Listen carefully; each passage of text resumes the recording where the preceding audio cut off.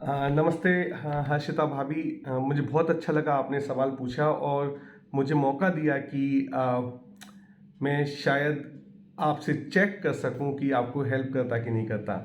तो सबसे पहले मैं कहानी सुनाना चाहता हूं। तो एक बार क्या हुआ, एक गांव के कुछ लोग थे, वो एक जगह पहुंचे एक साधु जी के पास। बोले, साधु जी, हमारे गांव में जो कुआं है जिसका हम पानी पीते हैं, उस कुएं में बहुत बदबू आ रही है, उसमें दो चूहे मर गए हैं और उसकी वजह से हम परेशान हैं, क्या किया जाए। तो साधु जी ने उनको एक अपने चमत्कार से एक इत्र दिया, एक परफ्यूम दिया और बोला कि जाके एक कुएं में डाल दो, आपकी बदबू 2 सेकंड में ख़त्म हो जाएगी, आप लोग पानी पी सकते हैं। गांव वाले गए, उन्होंने वो परफ्यूम कुएं में डाला, लेकिन जब लौट के आए तो साधु जी से बोले कि बदबू तो अभी भी आ रही है। साधु जी परेशान कि ऐसा कैसे हो सकता है। तो साधु जी ने थोड़ा सा और प्रार्थना करके भगवान से एक चमत्कारी जड़ी बूटी दी, बोला कि अब पानी में मिला देना, एक आध दिन में काम हो जाएगा। तो बहुत ही हाई पावर जड़ी बूटी लेके गांव वाले गए, उन्होंने कुएं में डाला, लेकिन तब भी बदबू नहीं गई। फिर साधु जी के पास आए, साधु जी बहुत परेशान हुए। साधु जी ने बोला, चलो मैं भी चल के देखता हूँ। तो साधु जी वहाँ पे गए तो वहाँ पे वास्तव में बदबू अभी भी आ रही थी। तो साधु जी ने पूछा कि भैया एक बात बताओ, वो मरे हुए चूहे कहाँ हैं। तो गांव वाले बोले, वो तो कुएं के अंदर ही हैं। तो बस इस कहानी से एक सीख जो मैं देना चाहता था, एक संदेश था, वो ये था कि हमारे दिल में भी दो चूहे मरे हुए पड़े हुए हैं, जिनका नाम है राग और द्वेष। तो ये जो राग और द्वेष हैं, ये जो वासनाएं हैं, जो हमारी इच्छाएं जब पूरी नहीं होती या गलत इच्छाएं पूरी हो जाती हैं, तो वो इच्छाएं वासना बन जाती हैं।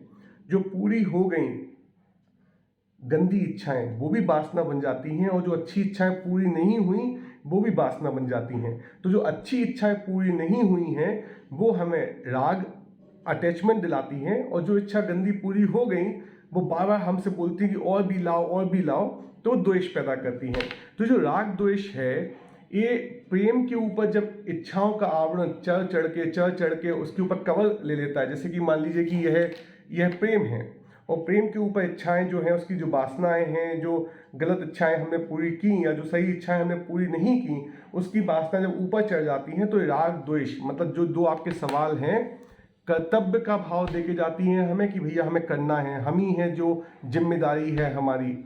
और दूसरा हो जाता है वो जो द्वेष होता है, वो अपेक्षा बन जाता है। तो जो कर्तव्य और अपेक्षा कैसे कम करें हम व्यवहारिक जीवन में, जो कि आपका सवाल था हर्षिता भाभी का सवाल था कि संसार में रहकर अपने कर्तव्य करते हुए लोगों से अटैचमेंट, अपेक्षा, एक्सपेक्टेशन कैसे अपनी कर्तव्य करते जाएं और अटैचमेंट कैसे पूरी तरह से खत्म करें। तो यह सवाल जो था बहुत ही लाजमी है, क्योंकि हम सबका ये सवाल है आज जीवन में। तो आप समझ गए कि ये जो कर्तव्य का भाव है कि हमें करना है और हमारे बिना ये काम हो नहीं सकता, ये राग है। ये प्रेम के ऊपर जब आवरण चढ़ जाता है इच्छाएं, अज्ञान का, तो ये बन जाता है कर्तव्य का भाव, एक वजन बन जाता है। जो सहज प्रेम होता है, जो पानी के जैसे बहता चला जाता है, वो राग की मिलावट होने से गाढ़ा हो जाता है। और जो गाढ़ा हो जाता है तो ब्लड प्रेशर कम होता है, खून गाढ़ा हो गया, ब्लड प्रेशर कम हो गया। तो ये होता है कर्तव्य के भाव से। अपेक्षा के भाव से क्या होता है, हमें हड़बड़ी रहती है, सामने वाला हमारी इच्छा पूरी करेगा कि नहीं करेगा, बेचैनी होती है, टेम्परेचर बढ़ता है शरीर का, और उससे खून पतला हो जाता है और उससे भी दिक्कतें पैदा होती हैं। तो क्या किया जाए, बस यह करना है कि ये जो खून गाढ़ा पतला हो जाता है अपेक्षाओं कर्तव्यों की वजह से, इसमें जो दो चूहे मरे पड़े थे राग द्वेष के, उनको पहले निकाल के फेंकने के लिए तैयारी करनी पड़ेगी। और सबसे पहले उसका जो स्टेप है वो ये है कि इस पानी में, यदि हम जब तक चूहे निकाल नहीं पा रहे हैं, ये कुएं के जो पानी है इसको बढ़ाएं। मतलब मान लीजिए कि 1 गिलास पानी है, उसमें आप थोड़ा सा जहर डाल दें, तो वो जहरीला हो जाएगा पानी। लेकिन उसमें अगर पानी खूब सा मिला दें, मतलब 3-4 टैंकर पानी मिला दें, तो उसका कोई प्रभाव नहीं रहेगा। तो एक अप्रोच हम जो ले सकते हैं वो ये है कि हम राग द्वेष कैसे कम करें। दूसरा ये ले सकते हैं कि हम पानी कैसे बढ़ाएं, अपने दिल के अंदर की नमी, प्रेम कैसे बढ़ाएं। तो राग द्वेष कम करने का मेरा बहुत ही सिंपल सजेशन हमेशा रहता है कि आप बस देखिए ध्यान से। मतलब ध्यान से देखिए, मतलब कि ये जो हम जिस व्यक्ति से या जिस परिस्थिति में हमें कर्तव्य अपेक्षा का भाव आता है, आप संसार में चारों तरफ घूम घूम के देखिए, क्या कभी किसी की वजह से कोई काम हुआ है? किसी एक व्यक्ति विशेष की वजह से नहीं। काम हो जाते हैं, काम कोई करता नहीं है, काम हो जाते हैं सहज तरीके से। जैसे कि शादी ब्याह में घर में बहुत काम होता है, तो कोई काम करता नहीं है, लेकिन मौसी की लड़की, चाचा की लड़की, बुआ की लड़की, हम सब लोग लग जाते हैं, वो काम हो जाता है। तो जब हम अकेले करने का मत पाल के दूसरों को मना नहीं करते कि भैया ये काम मैं खुद करूंगी, तब तक कोई तब दिक्कत पैदा होती है जब हम पूरा अपने सर पे ले लेते हैं। लेकिन जब हम लोगों की मदद मांगते हैं, अपने साथी संबंधियों को अपने दर्द शेयर करते हैं, साझा करते हैं, उनसे बोलते हैं चलो मिलके करते हैं, तो जो हम जब किसी से हेल्प लेते हैं तो हमें वो राग द्वेष थोड़ा कम होता है, क्योंकि यदि हेल्प मिल जाएगी तो अच्छी बात है, और नहीं मिलेगी तो आपको समझ में आ जाएगा कि ये जबरदस्ती का भार ले रही थी किसी और का। तो ये कहने का मतलब घूमिए, फैलिए, और फैलने का मतलब लोगों से हेल्प मांगिए और लोगों की हेल्प कीजिए। और ये ये तभी होगा जब आप घूम घूम के चीज़ों को देखेंगे, परखेंगे। दूसरा है कि अपने, चलो एक तो हमने जो गलती कर ली, लेकिन अब हमें चूहा तो सबसे पहले निकालना है। तो सबसे पहले अब इच्छाएं जो हैं, अब हमारी जो उम्र है, जब हमारे बच्चे बड़े हो रहे हैं, हमारे ख्याल से सबसे पहला काम जो हमें करना चाहिए खुश रहने के लिए, अपनी इच्छाओं की परिधि तय करना चाहिए। परिधि मतलब जो हो गया सो हो गया, लेकिन अब हमें जीवन जीने के लिए एक दायरा बनाना पड़ेगा, क्योंकि जब तक हम दायरा बनाएंगे नहीं, तब तक हम फैलते चले जाएंगे। तो कोशिश कीजिए कि आप कागज में लिख लीजिए कि आज हमें जीवन में ये जरूरत है, ये मेरे कर्तव्य हैं, ये मेरी अपेक्षाएं हैं, और अब कोशिश कीजिए हर दिन उसको देखिए कि वो फैले ना, अब मतलब ज़्यादा फैलाव नहीं आए, अब हर दिन वो कम होता जाए, तो आप खुश रहेंगे और एक आराम का अनुभव आपके जीवन में मिलेगा। तो ये जब दायरा बना लेंगे, उसके बाद उस दायरे के अंदर आपको तय करना है कि कौन कौन सी ऐसी चीज़ें हैं जो मेरी वास्तव में मेरा काम नहीं है, वो किसी और का काम है, मैं गधा मजदूरी कर रही हूँ। जब हम ये पहचान लेंगे, ये समझ लेंगे, तो हमारी थोड़ा सा वजन थोड़ा सा कम होगा, हल्का होगा, हम तो सहज होंगे। तो जो काम अपना नहीं है वो खुद नहीं करना है। दूसरे हेल्प मांगेंगे तो हेल्प कर सकते हैं, लेकिन दूसरे हेल्प मांग भी नहीं रहे हैं, आपसे कुछ कह भी नहीं रहे हैं, तब भी अपने सर पे वो काम उठा लेना, ये मेरे ख्याल से थोड़ी हम सब लोगों की, मनुष्यों की प्रॉब्लम है।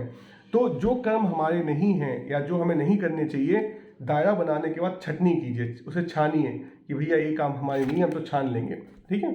और दूसरा जो काम करना चाहिए, मतलब कुछ हमारे जीवन के सहज काम है जो हमें स्वयं करना चाहिए। आप देखिए कि हम कभी कहीं ऐसा तो नहीं है जो हम लोगों के जो वर्ग की समस्याएं, क्योंकि आप हमारे पड़ोसी थे, हम लोग एक ही कॉलोनी में रहे हैं भोपाल में, तो ये हम लोग जैसे जो लोग हैं, हमारी इस एक बहुत बड़ी समस्या ये है कि जो काम हमें स्वयं करने चाहिए वो हम करते नहीं आजकल। जैसे कि हम पैसे के मद में आके वो काम किसी और को करने को बोल देते हैं। ठीक है, एकदम से मुश्किल है, लेकिन आपने देखा है, आप रहे हो मेरे साथ, मेरे घर के बगल में आपको आवाज़ें आती थी, मैं अपने खुद बर्तन मांजते हुए मुझे अच्छा महसूस होता था, मैं अपने कपड़े भी खुद धोता हूँ, झाड़ू पोछा लगाने में मुझे मज़ा आता है। मैं आपसे ये नहीं बोल रहा हूँ कि सबको करना चाहिए, आप खुद पहचानिए। मैंने अपने तरीके से बताया, जिस तरीके से मैं अपने कुछ कामों का कंट्रोल अपने हाथ में वापस ले रहा हूँ, तो आप भी ऐसे जो काम हमारे जीवन के स्वयं के हैं, जो हमारे जीवन के अस्तित्व के लिए जरूरी हैं, ऐसे कुछ काम हमें स्वयं करने चाहिए। पैसे से वो काम हम किसी और को दे देंगे तो बहुत दिक्कत होती है, क्योंकि फिर समय खाली मिलता है हमें, और वो समय, यदि हमें वो समय की उपयोगिता फिलहाल नहीं है, या वो समय हमें पता नहीं कि कहाँ जाके हम अच्छी तरह से इन्वेस्ट कर सकते हैं समाज सेवा में या किसी और की सेवा में, तो वो समय ही हमारा दुश्मन बन जाता है। तो मैं अपने आप को बिल्कुल समय नहीं देता हूँ। अगर मुझे खाली समय होता है तो मैं कुछ ना कुछ करने लगता हूँ। आपको पता है कि जब कोरोना काल में समय मिला सबको, तो मैंने लोगों के घर से रोटी कलेक्ट करके गायों को बांटना स्टार्ट की थी, खिलाना स्टार्ट की थी। तो कहने का मतलब, कहीं काम को छोटा बड़ा समझने की जगह काम को काम समझ के भी हम ध्यान से करेंगे तो बड़ी हेल्प मिल जाती है। क्योंकि जब हम छोटे छोटे काम ध्यान से करते हैं तो कुछ तो ऐसा होता है जो हमारे दिल के अंदर पहुंच जाता है, जो हमारी समस्याएं जो होती हैं, अपेक्षा की और कर्तव्य की, उन समस्याओं का सहज इलाज कर देता है। तो ये मेरा तीसरा सजेशन है। और चौथा यह है कि इतना सब करने के बाद, मतलब घूम घूम के चीज़ों को समझने देखने के बाद, मिल बांट के काम करने के बाद, अपने काम खुद करने के बाद, अब गलत काम जो हमें नहीं करना चाहिए, जैसे कि हम लोग बहुत ज़्यादा आजकल व्यसनी हो गए हैं, खूब घूमते हैं, खूब खाते हैं, और शायद किसी के हक का ही खाते होंगे, क्योंकि हम जब वो सारा खाते हैं, जब वो सारा घूमते हैं, हम सब लोग, मतलब सोचिए, हम लोग मिडिल क्लास लोग आप ऊपर उठने के चक्कर में कुछ बहुत गलतियां कर रहे हैं। तो जब जो काम हमें करना चाहिए वो जब करते हैं, जो काम नहीं करना चाहिए वो नहीं करते हैं, फिर ध्यान देके काम करते हैं, उसके बाद भी कुछ ऐसा होता है कि लगता है कि भगवान, इतने सवाल तो हमने कर लिए, 2-4 सवाल हमसे नहीं बन रहे। तो उन 2-4 सवालों को हमें भगवान को समर्पित करना पड़ता है। तो भगवान कौन है, इसकी खोज करनी पड़ेगी। तो आप मुझसे ज़्यादा भक्त हैं, मैं आपको जानता हूँ, आप बहुत ही भगवान पे श्रद्धालु हैं। तो जिन जिन भगवान को मानते हैं उनके गुणों की एक डायरेक्टरी बनानी पड़ेगी। मतलब मान लीजिए सरस्वती माँ को मानते हैं, देवी दुर्गा को मानते हैं, गणेश जी को मानते हैं, शिव जी को मानते हैं, हनुमान जी को मानते हैं, राम जी को मानते हैं, कृष्ण जी को मानते हैं। तो सबकी एक जो डायरी है, मतलब मैं आपको दिखाता हूँ कि ये मेरा कागज़ है, मेरी अलमारी टेबल के जस्ट सामने लगा रहता है। तो मैं हम लोगों ने सभी भगवानों का निरीक्षण करने के बाद 108 गुण लिखे हैं, जिसको मैं डेली सुबह देखता हूँ। तो ये मेरे भगवान हैं।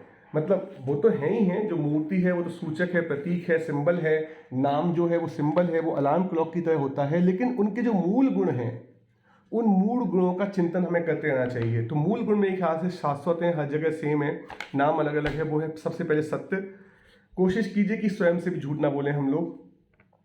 दूसरा अहिंसा, जो सबसे जुड़ाव है, मतलब हम किसी के साथ अटैचमेंट तो कम तो करके प्रेम में बदल सकते हैं, लेकिन प्रेम हम कभी खत्म नहीं कर सकते। हमारा सबसे प्रेम है, सबसे कनेक्शन है। तो जब हम 2-4 व्यक्तियों पे फोकस होकर बाकी सबके साथ अपना प्रेम संबंध भूल जाते हैं, सबकी टेंशन नहीं लेते हैं, तब हमें दिक्कत होती है। तो जब हम 2-4 लोगों की सेवा के माध्यम, सेवा करते करते, जीवन में सबकी सेवा तो करना मुश्किल है, लेकिन जितने परिवार में हमारे लोग हैं इनकी सेवा कुछ इस तरीके से करते हैं कि प्रकृति के हर जीव को उससे फायदा पहुंचता है। मतलब सब्जियां खरीदें तो किसी छोटी दुकान से खरीद लें कि भैया 2-4-5 रुपये के चक्कर में हम किसी मॉल में क्यों सब्जियां खरीदें। या हमें मान लीजिए कि कोई छोटा डिसीजन मेकिंग करना है, मान लीजिए कि हमें लगता है कि हमें बर्थडे की पार्टी देनी है, तो पिज्ज़ा हट में किसी अमीर आदमी के हाथ में अल्टीमेटली प्रॉफिट पहुंचे, उसकी जगह हम लोकल के किसी आदमी से, नमकीन बिस्किट वाले से नमकीन बिस्किट खरीद के पार्टी कर सकते हैं। सब्जियां, मतलब कहने का मतलब जो भी हम छोटे व्यापारियों से, छोटे लोग जो हैं जिनके पास उस काम के अलावा कोई काम नहीं है, वहाँ पे अपना पैसा देते हैं, तो उसका अस्तित्व भी संभलता है, हमारी बुद्धि भी बढ़ती है। जब हम उनको देखते हैं तो हमारे मन का लोभ भी कम होता है।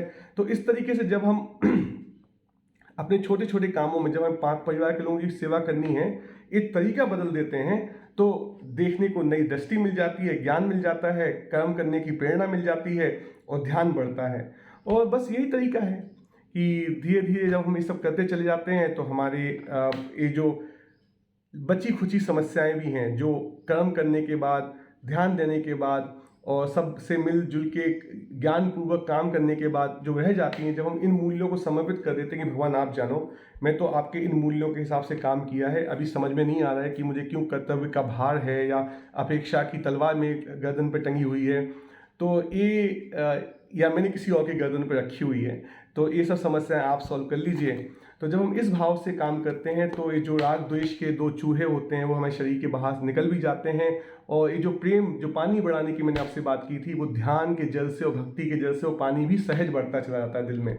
तो भक्ति मतलब शाश्वत मूल्यों के हिसाब से ऐसे काम करना कि कुछ लोगों की सेवा बाकी लोगों का भले का निमित्त बने, ज्ञान से चूहे बाहर निकालना और कर्म करके चूहे बाहर निकाल देंगे और ज्ञान और भक्ति से जल को बढ़ा देंगे, तो राग द्वेष की बदबू हमारे जीवन से हट जाएगी। जहाँ तक रही बात ख़त्म करने की, तो ख़त्म कुछ भी नहीं होता भाभी, क्योंकि हम सब की एक रेंज होती है। जैसे मनुष्य 98 से लेके 102 फ़ारेनहाइट तक टेम्परेचर बॉडी का सही है, 98 से कम हो जाएगा तो दिक्कत है, 102 से ज़्यादा हो जाएगा तो दिक्कत है। तो हर व्यक्ति की एक रेंज होती है, आपको अपनी रेंज पहचाननी पड़ेगी कि आपकी रेंज क्या है। और उस रेंज से कम यदि किसी से अटैचमेंट या किसी से कर्तव्य कम करोगे तो भी परेशान हो जाओगे। तो किसी और को मत देखो कि दूसरे किसको कर्तव्य मानते हैं, दूसरे किसको अपेक्षा मानते हैं। अपनी खुद की रेंज कोशिश करते करते करते करते आप यदि उस रेंज में पहुंच गई जहां पे आपको उससे ज़्यादा कर्तव्य अपेक्षा दिक्कत पैदा कर देगी या उससे कम कर्तव्य अपेक्षा दिक्कत पैदा कर देगी, तो आप उस रेंज में अगर पहुंच जाएंगे तो सहज जीवन आनंद में बीत जाएगा, कोई दिक्कत नहीं होगी। हम लोग का स्वास्थ्य बहुत अच्छा रहेगा, हम लोग के बच्चे बहुत अच्छे से बड़े होंगे, लव कुश की हमें बहुत याद आती है। तो इसी भावना के साथ कि शायद ये आपके लिए उपयोगी रहा हो। मैंने हो सकता है बोलने में कुछ कमी रह गई हो, लेकिन मैं इसके ऊपर एक आर्टिकल लिख के आपको भेजूंगा और अपने कमेंट सेक्शन में अपने दर्शकों के लिए भी रखूंगा। भाई साहब को नमस्ते बोलना, अंकल आंटी सबको नमस्ते हम लोगों की तरफ से। आप लोगों की बड़ी याद आती है पड़ोस के मतलब खाली अभी भी घर वो। तो भगवान आप सब को हमेशा खुश रखें। तो या तुझको अर्पण।